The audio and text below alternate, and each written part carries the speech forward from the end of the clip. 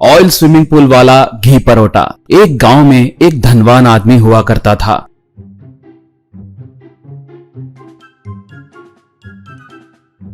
उसे कपिल नाम का एक बेटा था। कपिल बहुत बड़ा मूर्ख था। वो किसी की बात नहीं सुनता था। सिर्फ उसे ही सब कुछ पता है कहकर सबसे बहस करते रहता था।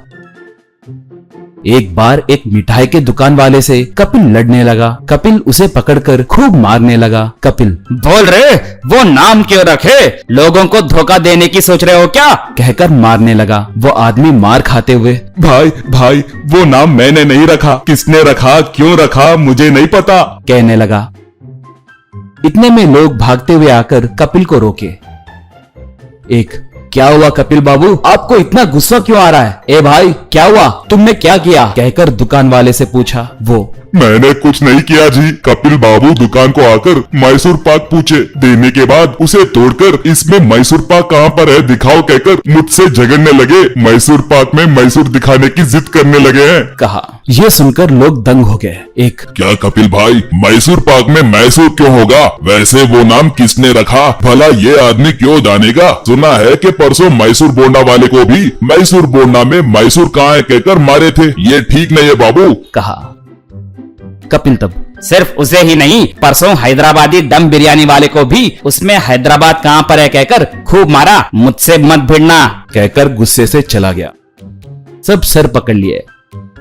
उनमें अमित नाम का एक लड़का भी था। अमित बहुत अच्छा लड़का था। सेहत पे बहुत ध्यान रखता था। सुबह सुबह जॉगिंग, योगा करना।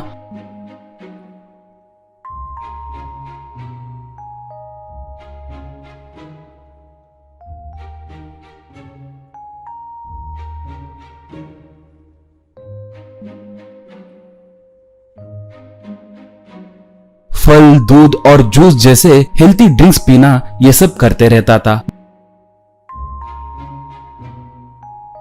बाहर का खाना बिल्कुल नहीं खाता था। उसी गांव में एक आदमी पराठे बनाता था। वो कोई साधारण पराठे नहीं थे। एक बड़े से बांडी में घी डालकर जैसे पापड़ को तलते हैं वैसे घी में परोठे तलता था।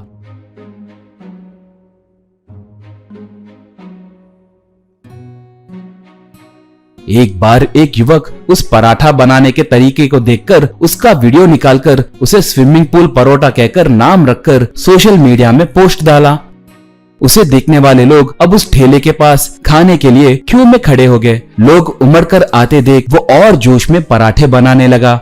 उस ठेले वाले से एक हमने आपका पराठा वीडियो देखा है, लोगों ने अब इसका नाम स्विमिंग पूल परोठा कहकर रखे हैं। कहा। तब ठेला वाला पता है जी, इसलिए 2 दिनों से लोग ज्यादा आ रहे हैं कहकर गर्व से कहा।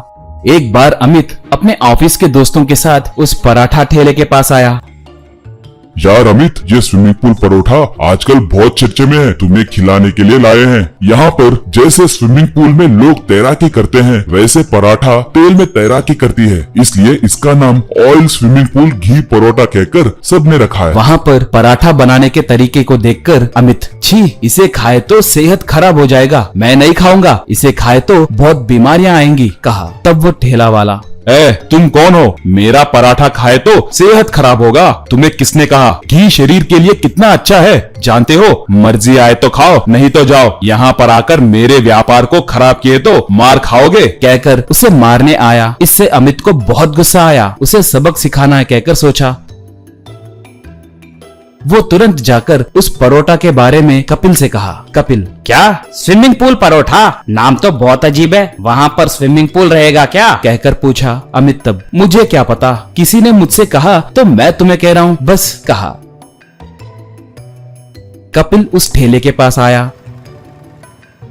आकर भाई क्या स्विमिंग पूल परोठा यही बेचते हैं? एक प्लेट पराठा दो। कहा। वो प्लेट में पराठा रखकर देते हुए, हाँ यही स्विमिंग पूल पराठा है जी। कहा। कपिल तब ओ ऐसा क्या? सच? तो फिर स्विमिंग पूल कहाँ पर है? कहकर पूछा। वो बांडी को दिखाकर, ये देखो यही है, मैं घी के बांडी में परोठे को स्विमिंग करा रहा हूँ कहकर किसी ने इसका नाम ऐसे रखा। कहा। बस ये सुनकर कपिल को गुस्सा आया। क्यों रे, तुम लोगों को उल्लू समझ रहे हो? स्विमिंग पूल परोठा कहकर मुझे ये बांडी दिखाओगे? धोखेबाज कहीं के। कहकर उसे पकड़कर मारकर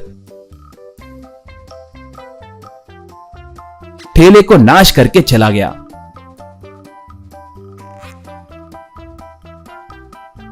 अमित ये सब दूर से देखकर लोटपोट होकर हंसने लगा।